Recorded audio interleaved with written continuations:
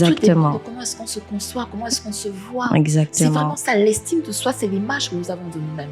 Et c'est cette image de nous-mêmes qui nous pousse à faire ceci ou cela. Si je me vois comme quelqu'un qui est capable d'être président de la République, je vais me comporter, je vais poser les actions en fonction de ça. Si je me vois comme quelqu'un qui est capable de conquérir le monde comme Alexandre le Grand, je vais me comporter, et je dirais même ce qui est extraordinaire avec l'esprit, c'est que à force de conditionner son esprit avec une certaine image, l'esprit conçoit même des choses qui nous emmènent à manifester la dimension de l'image que nous avons. L'esprit est puissant. Et hello, hello, hello, bienvenue à vous tous sur la chaîne YouTube des éditions SKDL Rehoboth. Alors, qui sommes-nous? La maison d'édition SKDL Rehoboth est une maison d'édition qui est à votre service pour vous offrir des manuels. Bon, vous offrir, pas vraiment, mais au moins pour mettre à votre disposition des manuels pour pouvoir découvrir, faire connaître autour de vous la richesse culturelle des langues africaines. Et nous existons également pour promouvoir des auteurs africains et notamment des auteurs africaines. Ça tombe bien, sur ce numéro de podcast, nous avons pour objectif justement de présenter nos auteurs. Aujourd'hui, je vous présente la première. En réalité, je ne lui ai pas dit, je crois, mais en fait, c'est sur elle que j'ai pris la décision de lancer la maison d'édition. Elle s'appelle Madame Peggy Nandong. Sans plus tarder, nous allons plus en connaître sur qui elle est, qu'est-ce qu'elle a fait comme ouvrage, quels sont ses projets, quelles sont ses ambitions et qui c'est d'autres. Bonjour, Madame Peggy Nandong. Bonjour Dora. On peut rester sur Peggy? Oui, bien sûr. Oh, super. Bienvenue à toi sur notre chaîne. Tu es notre première invitée. Quel honneur. Ah oui, oui, oui. Tu es également notre première auteure. Quel double honneur. Exactement, exactement. Oh oui, oh oui, oh oui, oh oui. Alors, bon, déjà, je vais commencer par présenter tes ouvrages. Oui. Et puis, je te laisserai certainement l'occasion d'en parler un peu plus. D'accord. Donc, son premier ouvrage, Osez être vous-même, comment bâtir une confiance en soi inébranlable, ouvrage dans lequel vous aurez des clés pertinentes, des clés profondes, des clés inébranlables pour bâtir une confiance en soi inébranlable qui dure dans le temps, voire même dans l'éternité. Et ici, nous avons la version anglaise, Dare to be yourself, qui a été traduit et relu par Laetitia Ntwaremba. Vous aurez toutes les informations en barre de description. Et nous avons également un ouvrage qui est en cours de sortie, ce que vos pensées, ou plutôt ce que tes pensées révèlent de toi. Nous aurons l'occasion d'en parler un peu plus dans un autre épisode. Sans plus tarder, Madame Peggy Nandong, ou on va dire plutôt Peggy, Oui. Est-ce que tu peux te présenter, nous dire qui tu es? Alors, donc, comme tu l'as si bien dit, je m'appelle Peggy Nandong, de mon nom d'épouse. Mon nom de jeune fille, c'est Sima. J'ai aujourd'hui 53 ans, épouse, mère d'enfants. Ma fonction principale, je suis pasteur, femme de foi.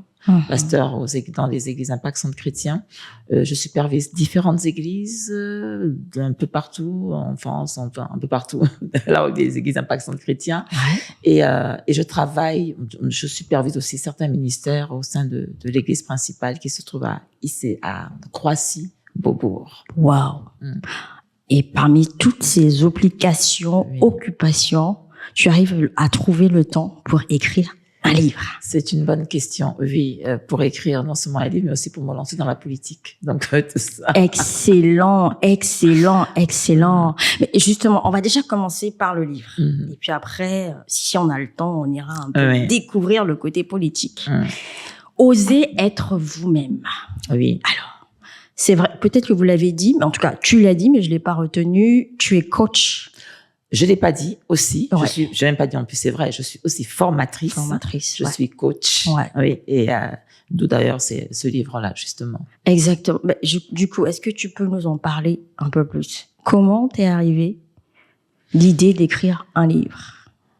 L'idée d'écrire ce livre. Ce livre précisément. Ouais. Alors, comme je l'ai dit tout à l'heure, je suis pasteur. Ouais. Donc, qui dit pasteur, c'est quelqu'un qui parle avec des gens tout le temps, Ouais.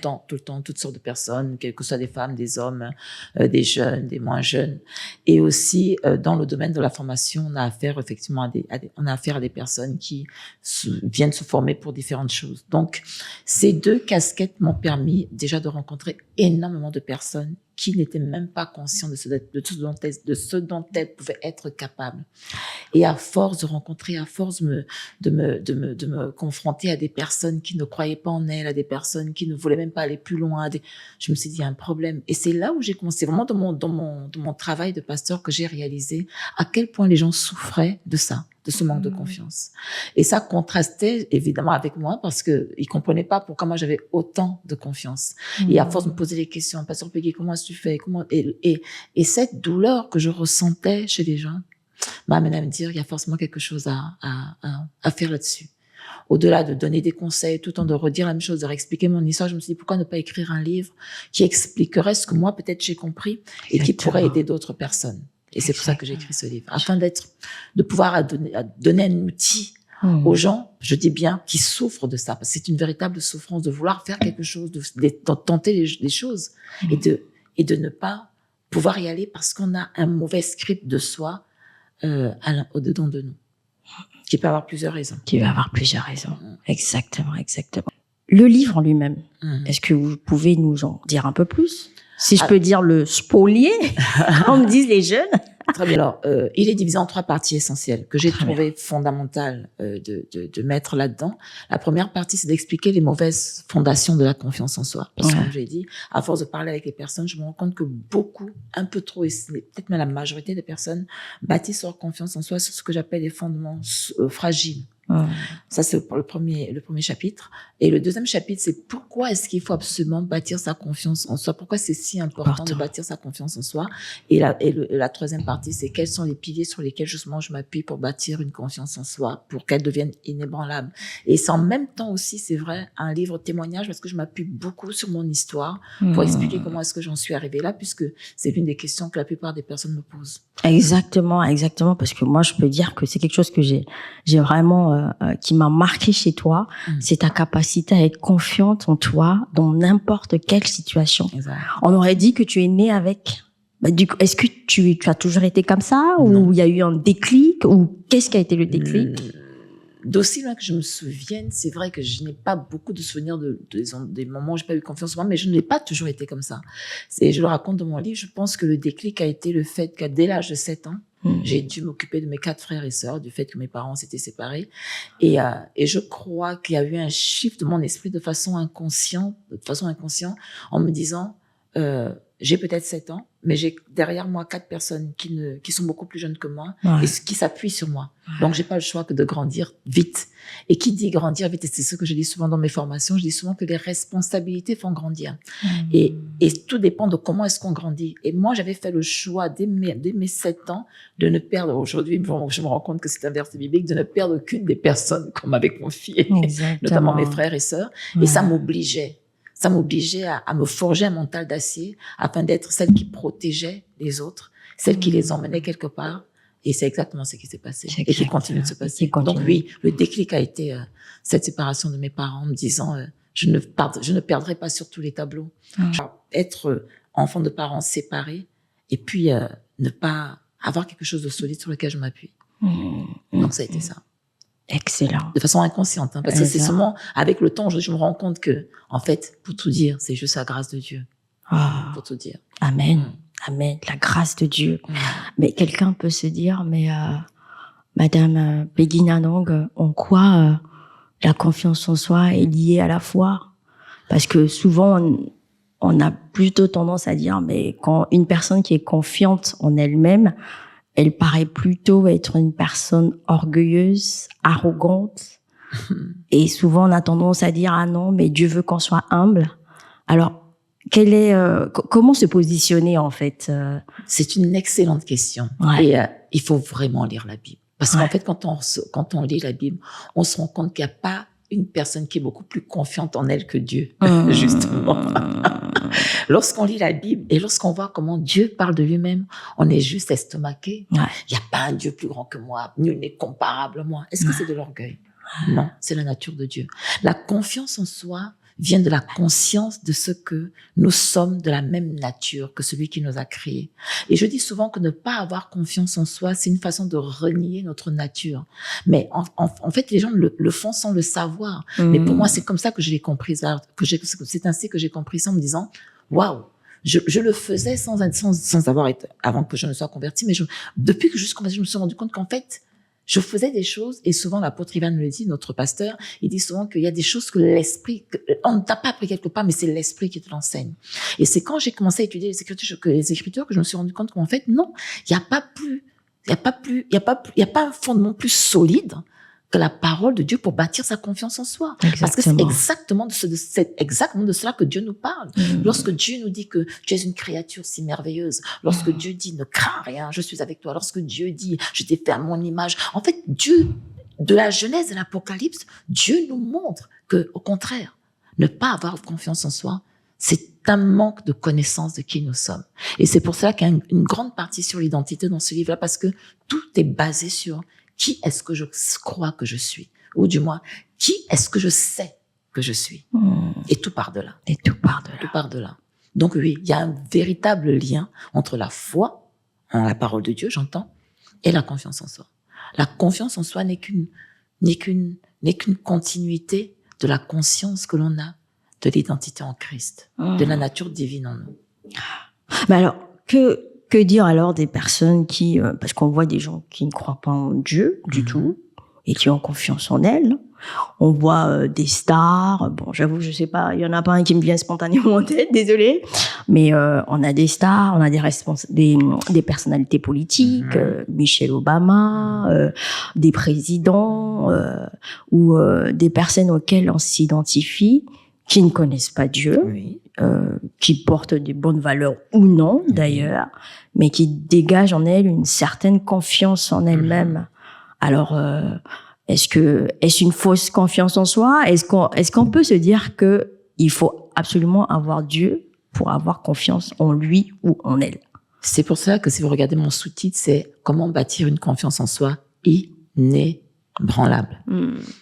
Et ce mot veut tout dire. Pourquoi? Et d'où l'importance de mon premier chapitre. Lorsque je parle des fondations fragiles. Aujourd'hui, la plupart des personnes bâtissent leur confiance en soi sur ce que vous venez de dire. Un titre, une position, exactement, un compte en banque, un nom. Ouais. Mais lorsque vous regardez l'histoire de ces personnes, et il y en a pléthore, une fois que on a perdu le titre, la personne dégringole.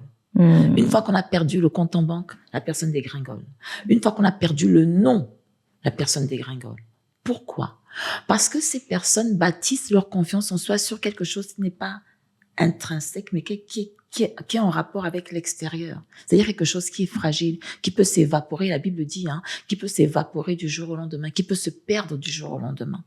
Bien sûr que ces éléments, bien sûr que c'est important de avoir un certain nombre un certain type de confiance, mais la question c'est jusqu'à quand et quel type de confiance. Lorsque ma confiance est basée sur le fait que je m'appelle Madame telle, mais le jour où je m'appelle plus ainsi, qu'est-ce que je deviens? Lorsque ma confiance en soi est basée, la confiance en moi est basée sur le fait que je suis maintenant m'a nommé ministre, je suis chef de l'État, ou bien, lorsque ça finit, qu'est-ce qui se passe? C'est pour ça que je parle d'inébranlabilité. Parce que notre but à nous n'est pas d'avoir une confiance en soi occasionnelle ou bien sporadique, non. C'est de savoir en tout temps, en toutes circonstances, parce que la vie est faite de cycles. Ouais. La vie, elle est faite de cycles. Et pour ne pas avoir une vie en dents de scie, il est important de bâtir sur les véritables fondations. Parce que dans la vie de tout être humain, il y a les bons moments et les mauvais moments. Exactement. La question est, dans les mauvais moments, sur quoi est-ce que tu t'établis? Sur quoi est-ce que tu es fondé pour tenir? Exactement. Pour tenir et pour pouvoir te relever par la suite. Je ne nie pas le fait que avoir du succès peut donner de la confiance. Ouais. Je dis, pour moi, ce sont des fondations fragiles. Dès le moment où mon identité, ma confiance en soi, n'est pas basée sur qui je suis, pas sur ce que j'ai, ni sur ce que je fais. C'est d'abord l'être, avant l'avoir et le faire. Et la plupart des personnes bâtissent leur confiance sur l'être, sur l'avoir et sur le faire. J'ai un titre, je suis. Je fais, je suis. Non, c'est je suis. C'est parce que je suis que j'ai confiance en moi. Exactement. La question est, qui je suis? Qui suis-je? Exactement. Et vous verrez que la plupart des personnes se présentent en se disant parlez-nous de vous. Je viens de le faire. Voilà. Ouais. Je suis médecin. Je suis ingénieur. Voilà. Je suis femme de ménage. Femme au foyer. On se définit par nos activités. Ouais. Par les titres. Bon, par des titres. Oui. Ouais. Bon, en même temps, c'est bon, c'est comme ça que la société est faite, mais en réalité, et c'est ça qui est trompeur. C'est-à-dire que le fait de se définir par ce qu'on est, quelqu'un vous dira, je suis femme de ménage, vous allez voir sa gestuelle. C'est comme si elle s'excusait pratiquement d'être femme de ménage. Ouais. Par contre, quelqu'un vous dira, je suis ministre, vous allez le voir comment est-ce qu'il est. Waouh. Vous vous rendez compte qu'en fait, c'est leur titre qui définit l'estime qu'ils ont d'eux. Et c'est, à la longue, ça peut être dramatique. La confiance en soi, elle part d'abord de qui je suis. Exactement. De l'identité, de l'être. Et si je veux bâtir une confiance en soi inébranlable, je dois m'appuyer sur la parole de Dieu. La question est, qui je suis? Ouais. Je redis. Donc, comment est-ce que je bâtis ma confiance en soi? Je découvre, ou du moins, je cherche à me connaître. Parce que c'est vrai que beaucoup de personnes le font en dehors de la parole de Dieu. Mais et j'aime souvent le dire que ce n'est pas parce que quelqu'un ne lit pas la Bible la Bible dit que la parole de Dieu, la parole de Dieu est inscrite dans le cœur de l'homme. Oh, verset. La parole, oh mon Dieu, j'aime. Est inscrite dans la conscience. Dans le cœur de l'homme. Dans le cœur de l'homme. Oui. C'est-à-dire que la Bible, les lois de Dieu sont inscrites dans la conscience. Les lois de Dieu sont inscrites dans le cœur de l'homme. Merci. Les lois de Dieu sont inscrites dans le cœur de l'homme.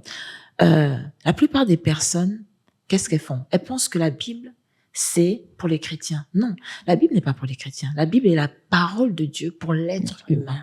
Ça veut dire quoi? Et vous le verrez dans plusieurs sociétés, ils s'appuient beaucoup sur la parole de Dieu. Ça veut dire quoi? Que toute personne qui s'appuie sur ce que Dieu dit, qui croit sur ce que Dieu dit. Parce que la parole, elle est vivante et elle est immuable. C'est pas une question, elle n'est pas fonction de ta catégorie sociale, ni de ton côté, ni de ta religion. Non. Si tu crois que Dieu dit, si tu crois que Dieu dit que tu es fort et puissant, si tu le crois, tu deviens fort et puissant. Exactement. Tout est une question de foi, parce que la Bible dit que il nous sera toujours fait selon notre foi. La loi de Dieu est inscrite dans le cœur de l'homme, c'est ça. Et juste pour te couper, c'est l'exemple que j'entends souvent de Alexandre le Grand.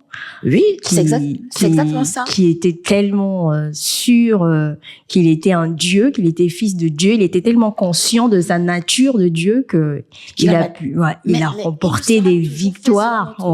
Selon notre foi. Exactement. Tout dépend de comment est-ce qu'on se conçoit, comment est-ce qu'on se voit. Exactement. C'est vraiment ça, l'estime de soi, c'est l'image que nous avons de nous-mêmes. Et c'est cette image de nous-mêmes qui nous pousse à faire ceci ou cela. Si je me vois comme quelqu'un qui est capable d'être président de la République, je vais me comporter, je vais poser les actions en fonction de ça. Si je me vois comme quelqu'un qui est capable de conquérir le monde comme Alexandre le Grand, je vais me comporter, et je dirais même ce qui est extraordinaire avec l'esprit, c'est que à force de conditionner son esprit avec une certaine image, l'esprit conçoit même des choses qui nous emmènent à manifester la dimension de l'image que nous avons. L'esprit est puissant.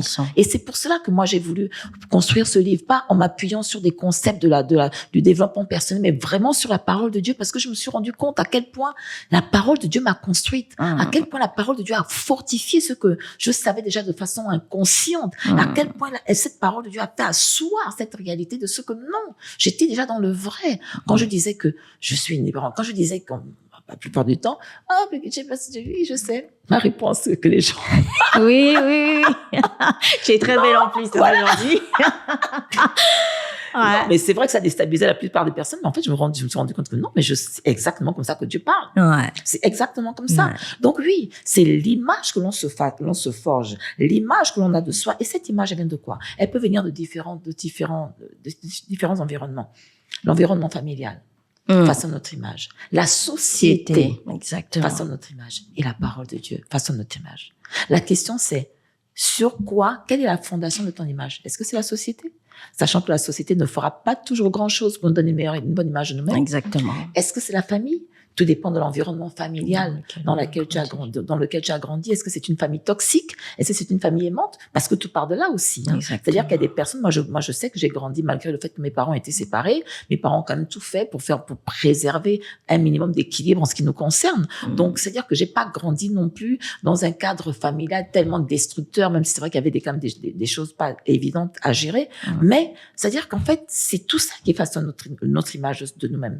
Et si en grandissant après, on plus de cela, on fait le choix de faire cette alliance avec Jésus-Christ, parce qu'il s'agit clairement de cela, de faire cette alliance, alors on découvre que quel que soit l'environnement dans lequel j'ai pu grandir, quelle que soit la société dans laquelle j'ai pu évoluer, il y a toujours un moyen de changer mon image de soi. Et c'est ça l'objectif de ce livre. C'est de faire comprendre aux personnes que il n'y a pas de fatalité. Ce n'est pas parce que tu as grandi dans une famille toxique que tu dois avoir une vie toxique, ou du moins le fruit d'une vie toxique. Ce n'est pas parce que tu grandis dans une société qui a tendance plutôt à effrayer, à scléroser, et même, je dirais, à éteindre les potentiels de par leur système éducatif et de par tout ce qui se passe, que c'est pour autant que tu vas t'en sortir. Non, il y a un moyen. Il y a un moyen. Ce moyen, c'est la parole de ton Créateur. Parce que nous sommes tous faits à l'image de Dieu. Et la question, c'est ce Dieu qui m'a créé. Qu'est-ce qu'il a mis au-dedans de moi? Si je crois, comme Dieu dit, que personne de nous ne vient vide sur la terre, la question, c'est qu'est-ce qu'il a mis au-dedans de moi? Et c'est ça l'objet de ce livre. Aller chercher, sur la base de la parole de Dieu, ce qui est enfui en nous, ce que j'appelle, moi, le puits de potentiel qui est enfui en nous et qui peut enfin nous emmener à accomplir la mission de vie. Parce que nous avons tous une mission de vie et on ne la découvre pas tant qu'on ne découvre pas qui on est. Et c'est là le piège. C'est là le piège dans lequel la plupart des personnes tombent. Pourquoi? Parce que c'est comme un exercice compliqué d'aller sonder les profondeurs de notre âme et d'aller chercher dans nos expériences, aller chercher même dans nos souffrances, dans nos échecs, ce qui en fait peut être un soubassement sur lequel on peut bâtir cette fameuse confiance en soi pour enfin manifester ce qui est au-dedans de nous et qui crie tellement fort, mais qu'on a plus tendance à étouffer qu'à explorer. D'où le fait que la plupart des personnes, comme le dit Miles Monroe, repartent dans les cimetières avec tout ce qui avait été enfui en eux. Et c'est pour cela qu'il dit que les cimetières sont les endroits les plus riches de la terre. Parce que ce sont les endroits où beaucoup de livres n'ont pas été écrits, où beaucoup de studios n'ont pas été créés, où beaucoup de chansons n'ont pas été écrites, où beaucoup de films n'ont pas été tournés, où beaucoup d'écoles n'ont pas été construites. Pourquoi? Parce que les gens n'ont pas eu le courage d'être eux-mêmes. Ils se sont appuyés sur ce que les gens disaient. Ils se sont limités à ce que la société leur proposait, sachant qu'elle ne proposera pas grand-chose. Parce qu'elle n'a pas intérêt à proposer beaucoup de choses, cette société. Ah non. On le saurait, si elle proposait beaucoup de choses. On le saurait déjà. Et je comprends mieux, parce que j'allais te poser la question, mais pourquoi oser, en fait? Oui, parce que ça demande du courage. Être soi-même demande du courage. Ça demande le courage d'enlever les scripts qui ont été implantés en nous dès notre enfance. Ça demande le courage d'affronter le regard de ceux qui ne pensent pas comme nous. Exactement. Ça demande le courage de faire ce que les autres pensent impossible. Et j'ai la grâce de vivre avec un homme qui est quelqu'un qui dépasse ses limites. Et j'ai la grâce d'avoir un père spirituel qui ne connaît pas les limites. Donc, lorsqu'on a deux hommes comme ça dans la vie, vous pensez bien que je ne peux qu'écrire un livre comme Oser être moi-même. Excellent. Et on peut constater, en tout cas, moi, je peux l'affirmer que tu es vraiment toi-même. Tu es une personne qui est vraiment elle-même. Et je peux me permettre quand même de te demander, parce que tu as commencé tout à l'heure en disant justement que tu es coach, tu es formatrice, tu es pasteur. Et là, tu oses, si je peux me permettre de le dire, après tout ce que tu viens nous dire d'excellent, mais tu oses aller dans la politique. Oui. Alors une personne peut se dire, mais waouh, avec une telle expérience, un tel bagage, tout ce que tu peux amener justement dans l'Église, qu'est-ce que tu vas faire dans la politique? C'est là où il faut être. Est-ce que tu vas pas aller te déformer comme tous les politiciens qu'on a l'habitude de voir? Je dis souvent que c'est un mensonge qui vient tout droit de l'enfer. La politique est ce qui régente notre vie. C'est la politique qui définit le prix du t-shirt que tu portes, parce que c'est la politique qui fixe les taxes de ce t-shirt. Et en fonction des taxes fixées par la politique, il y a un prix à ce t-shirt. C'est la politique qui définit les impôts que nous payons. C'est là où il faut être. C'est là où il faut être pour prendre les bonnes décisions. Et c'est pour ça que je fustige tellement toutes ces personnes qui bannissent la politique, alors que c'est la politique qui nous fait. Aucun de nous n'échappe à la politique. La politique régente jusqu'à ce que nous mangeons, jusqu'à ce que nous respirons. La preuve, c'est que lorsqu'il y a eu le Covid, qui a décidé qu'on devait rester avec les masques pendant presque 1 an? C'était la politique. Qui a du jour au lendemain, sans explication, bon, je suis un peu provocatrice, de décider finalement que c'était fini? C'était la politique. Donc, je pense qu'en tant qu'enfant de Dieu, ayant reçu justement ce mandat divin où Dieu dit « Faites de toutes les nations des disciples », je prends ça très au sérieux. Très au sérieux. Je prends la politique très au sérieux. Et puis, il faut dire aussi que c'est un fardeau que j'ai depuis petite, justement, parce que je me rappelle que le frère de ma mère était journaliste et j'étais toujours admirative lorsque je le voyais faire le journal, qui parlait de toutes ces choses. J'ai toujours voulu faire ça. Et je me dis, c'est le moment. Donc, j'y vais. J'y vais pour plusieurs raisons. J'y vais parce que je crois qu'il y a quelque chose à y porter. Je crois qu'il y a une façon de voir le monde que les gens ne connaissent pas encore. Il y a une façon de régenter les nations. Je pense que l'on peut apporter justement de toute cette expérience que je tire de l'Église et de la parole de Dieu, de toutes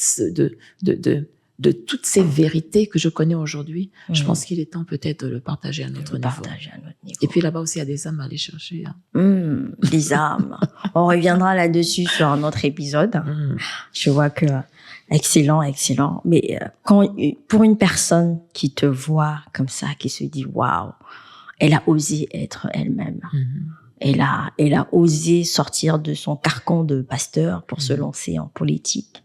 Elle a Quoi osé, que je ne sors pas de mon carcan de pasteur. La politique, c'est une branche supplémentaire. Oui. Je reste pasteur. Toujours. Mais ce que je veux dire par là, c'est que tu t'es pas contentée de ça. Ah non, non. Tu ne t'es pas limitée au fait d'être femme, parce qu'il y a aussi toute une polémique de se dire, mais femme, pasteur, politique. Oui, parce qu'en plus de ça, je ne brigue pas n'importe quel siège. Je brigue le siège de la diaspora, et c'est la première fois que la diaspora gabonaise a droit à voter 2 députés. Je brigue l'un de ces sièges-là, donc ça n'a jamais été fait. Et je suis une femme et je gagnerai. Waouh, quelle assurance, quelle confiance en soi inébranlable. D'ailleurs, justement, c'est vrai que je suis vite partie dans le domaine de la politique, mais est-ce que du coup tu peux rappeler à une personne qui nous suit dans quel cadre tu te présentes, pour quel type de poste? C'est vrai que tu l'as dit là brièvement, et pourquoi justement une femme ou une moins jeune, en tout cas un homme, un être humain sur cette terre des vivants, un Gabonais, aurait-il le plaisir de te choisir? Alors, je suis Peggy Nandong. Je me présente au second siège pour le compte de la diaspora en tant que députée. Donc, le second siège, c'est Europe, Amérique, Asie, Océanie, une grande circonscription. Ah oui, hein, et 5 continents à gérer. 5 continents, mais bon, ce n'est que le commencement, on va gérer tout ça à l'Assemblée nationale. Et d'où l'intérêt d'avoir confiance en elle. Je vais gagner. Et donc, donc là, nous sommes encore le 6 août, je pense. On a encore 6 jours pour aller s'enrôler. Gabonais de la diaspora, allez vous enrôler. C'est le moment de le faire. Ne laissez pas les personnes décider pour vous. Comme j'ai dit tout à l'heure, c'est la politique qui régente notre vie. C'est la politique. Donc, vous avez votre mot à dire. Et comme je le disais, donc, pourquoi est-ce que voter pour une femme? Pourquoi voter pour moi en particulier? Parce que cela fait pratiquement 30 ans que je vis dans la diaspora, que je rencontre des Gabonais au quotidien de par mon métier. Justement, je parcours l'Europe, je parcours le monde, vu qu'il y a des églises impactantes chrétiens un peu partout, et les Gabonais me disent tous la même chose. Des problèmes d'insertion, des problèmes de régularisation de leurs documents, des problèmes de connexion avec le pays en termes d'entrepreneuriat, en termes d'investissement, toutes ces choses que moi j'ai subies et que j'ai vécues. Et c'est surtout parce que j'ai fait pratiquement depuis 2 mois, je parcours la France, et on a commencé l'Europe la semaine dernière avec Genève pour aller au plus près des Gabonais, écouter leurs requêtes, écouter leurs demandes, écouter leurs besoins. Et je pense aujourd'hui vraiment, de par cette expérience et par ces différents retours, être capable de porter la voix de ces 100 voix à l'époque de la diaspora, et de pouvoir porter cette voix-là justement au sein de l'Assemblée nationale, qui est appelée la Maison du Peuple, afin d'aller discuter, afin d'aller ferrailler pour faire en sorte que la voix de la diaspora, les besoins de la diaspora soient pris en compte en ce qui concerne la gestion du pays. Waouh, passionnant, hein. J'ai juste envie de rester là et de t'écouter. Mais le temps file. Oui. Je pense que on t'invitera pour un autre épisode. Avec plaisir. Mais justement, ça tombe bien. Tu as d'autres livres qui doivent sortir. Oui. Est-ce que tu peux nous en parler un peu plus, nous spolier? Je vais pas spolier. Alors, j'ai un qui sort, qui est pratiquement sorti déjà. Ce que vos pensées disent de vous. Donc, je vous recommande d'aller sur Amazon. Il est disponible sur Amazon. Et le prochain, c'est la suite de Oser être vous-même. Et justement, je ferai un lien avec la politique. Comment est-ce que la confiance en soi vous emmène à aller sur les sentiers que beaucoup refoulent par peur ou par ignorance? Merci beaucoup, Peggy Ndong. Justement, ces ouvrages, en tout cas celui-là, Osez être vous-même, disponible dans la version française, également disponible en anglais, parce que une personne peut se dire mais je parle pas français, et moi non, on a pensé à vous. Le livre est également disponible au format e-book sur Kindle, sur Apple Book. Bientôt en audio. on aura exactement. tu m'as arraché les mots de la bouche.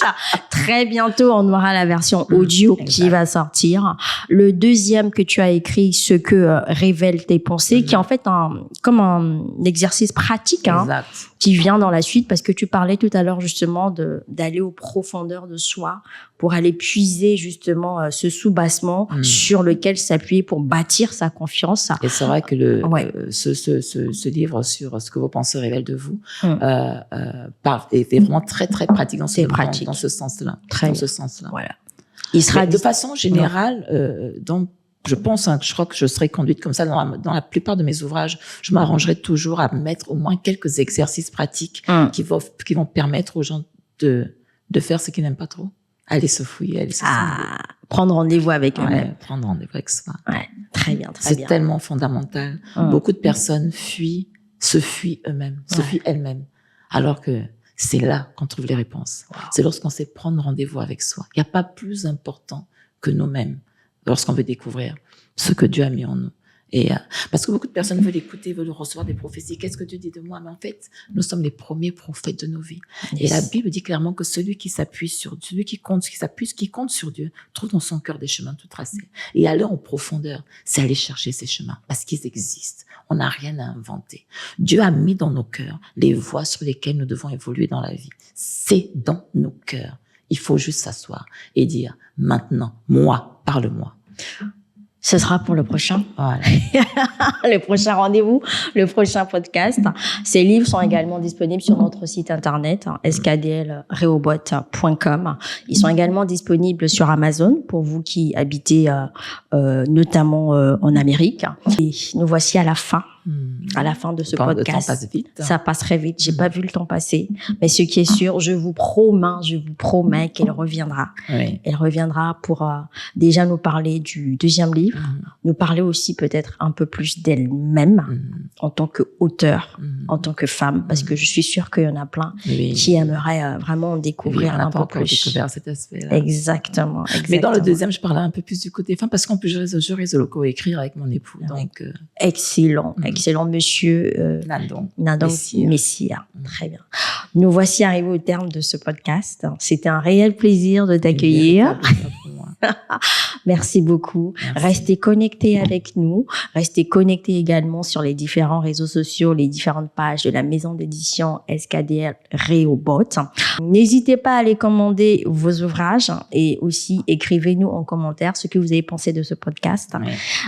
Comment vous y êtes pris pour bâtir votre confiance en vous-même et comment aussi vous voulez justement que peut-être Madame Peggy Ndong vous êtes dans ce processus pour bâtir votre confiance en vous. Nous vous disons à très bientôt. À très bientôt.